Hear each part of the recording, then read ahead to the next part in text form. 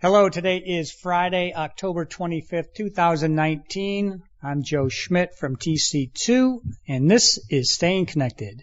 If you work with technology, you no doubt have heard about IoT, or the Internet of Things. In fact, we've recorded several podcasts where we've covered IoT.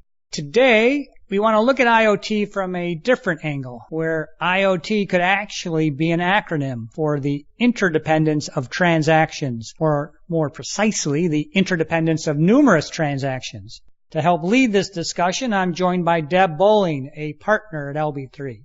Okay, Deb, thanks for joining me. Now, you say that IoT could just as easily be an acronym for the interdependence of numerous transactions. Why is that?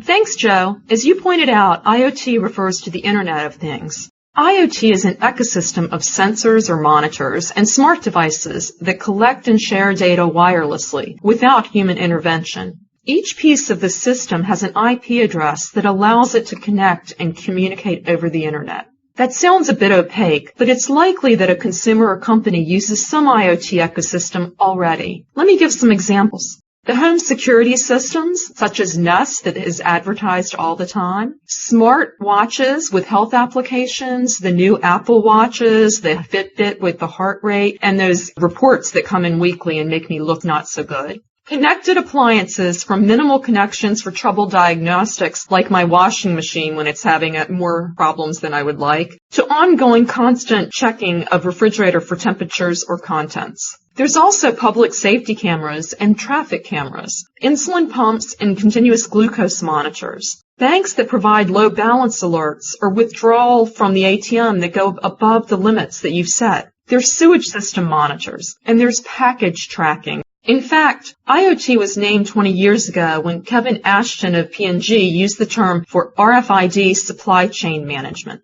That's interesting, and that's also a great list. And it does show that IoT is going to continue, in my opinion, to blur the line between consumer and enterprise when we talk about the IoT ecosystem. But Deb, why is IoT an interdependence of numerous transactions? Each of those IoT devices and examples that I provided, they're an ecosystem of individual components. And each of those components is manufactured or purchased and then combined. So there are more components than just the endpoint like a sensor and the transport like 5G. What are some of those other components? Well, there are a variety of different hardware, and each has unique purposes and requirements.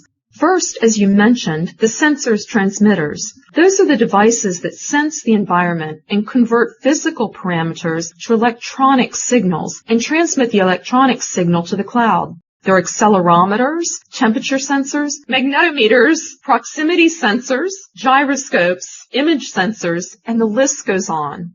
Of course, you need power to work, preferably low power or a wired connection so that there's not a need to change the battery so often. You also need to be self-identifying and self-validating. And what I mean by that is the piece of equipment that is involved in this system. We need to make sure that it is properly joining with the solution. And authentication and authority issues are key. The new California privacy law requires individual password for each connected device. You can't have a single default password. That's a violation. So you must consider that as you go through this. The electronic communications code in Europe is also looking very carefully at the way in which these devices and personal information will be transmitted. Now, Deb, as you know, many of our clients are now more dependent on cloud-based applications and resources than ever before. Does the cloud factor into the IoT ecosystem? It sure does. With IoT, you'll have central cloud-based computing resource, analytics of the data that's been received, and software that runs the analytics. As you've said, there's transport services. The connection might be cellular, and IoT is a big driver for 5G. The connection to share that data could also be satellite or Wi-Fi or some other form of transport. Joe, it's an extensive list, and I could keep going. That is a lot of components. Where does the interdependence of transactions come into play when an enterprise buys an IoT solution and negotiates a contract for IoT? The interdependence of transaction comes into play because certain contracts offer the services only with certain equipment and certain protocols. And you have to align the various contracts to make sure the vendors are selected and the proper contracts are negotiated. For example, if vendor A only uses protocol Z and you're using protocol Y, you need to make sure to choose a different vendor and one that will meet your requirements. Keep in mind that once your IoT service is up and running, the failure of a single component will likely impact the entire service. There's the timing for the delivery of the components. So you've negotiated your contract, but you need to make sure that all the components are there. With IoT, you need to factor in longer times to bring your services to market. You're depending on all of your different vendors.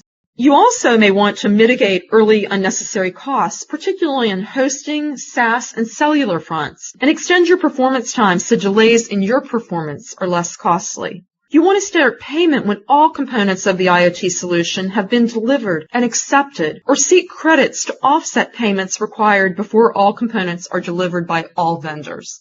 Risk shifting abounds in IoT transactions, and negotiations for reasonable risk sharing are lengthy. This risk shifting means there's another interdependent transaction before you can go to market, your customer contract. But that's a whole separate set of transactions. Okay, thank you, Deb. I guess you're right. That IoT acronym could have a couple of meanings, and enterprises would be wise to be thinking about the technical and the commercial complexities that lie ahead with the Internet of Things. As I mentioned earlier, we've recorded a few podcasts that discuss IoT, the cloud, and other topics covered today. We've also written several articles on the subject, so check them out if you'd like to learn more. If you do want to discuss IoT, or if you have other ICT needs, you can contact Deb, me, or any of our LB3 and TC2 colleagues by giving us a call or sending us an email. You can also stay current by subscribing to the Staying Connected podcast on a number of platforms, including iTunes, Google Play, and Spotify.